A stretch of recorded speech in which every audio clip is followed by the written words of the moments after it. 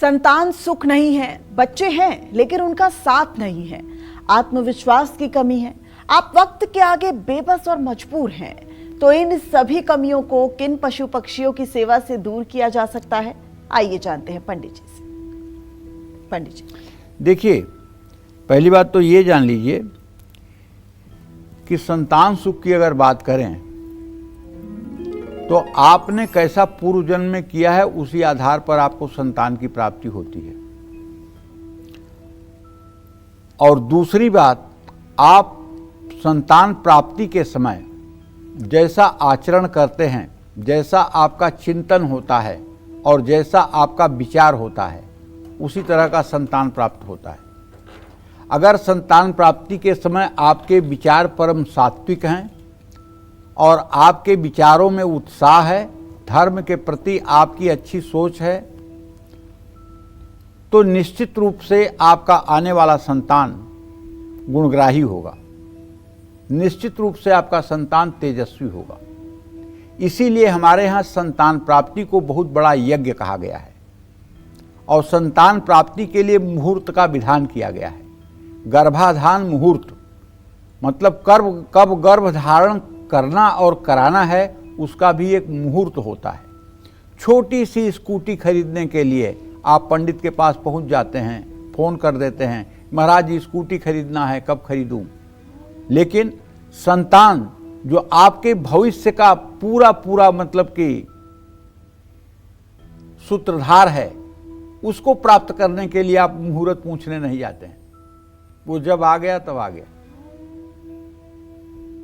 देखिए ना, कुंडली में राहु सूर्य और चंद्रमा जिनके साथ होते हैं, अमावस्या में जिन बच्चों का जन्म होता है वो गर्भ में अमावस्या को ही तो आते हैं।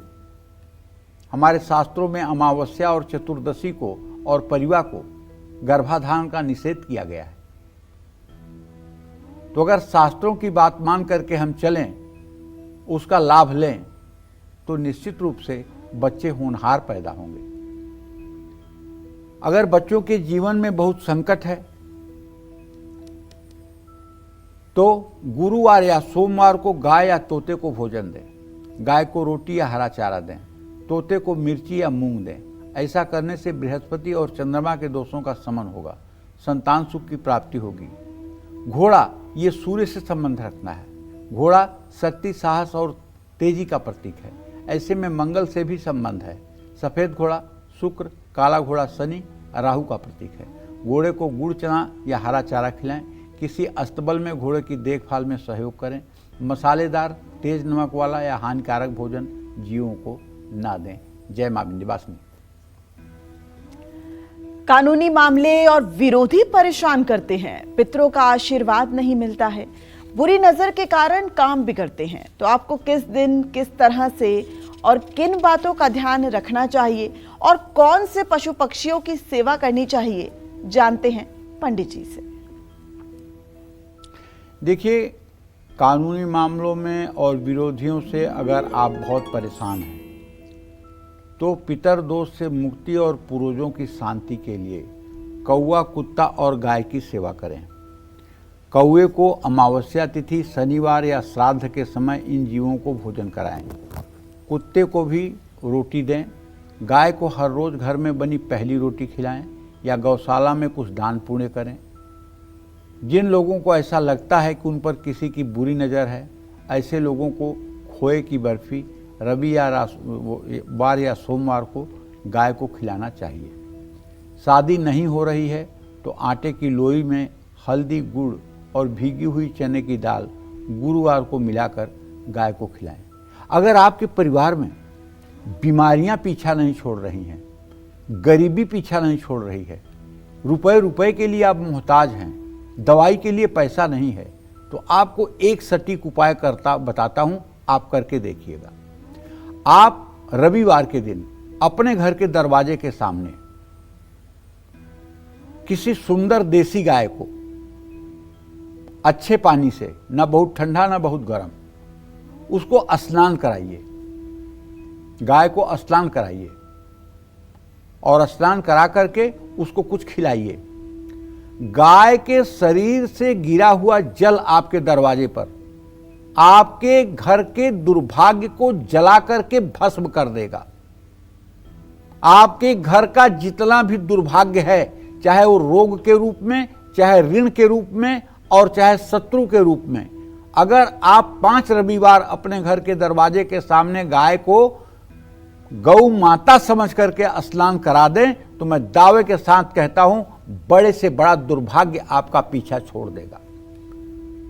भगवान कृष्ण ने गाय की सेवा की थी, इसलिए वंदे कृष्णम जगत गुरु, इसलिए वो जगत वंदनीय हैं। हमारे यहां कहावत है पूरी उत्तर प्रदेश में, गाय से को गयो हैं और भैंस से को भयो हैं।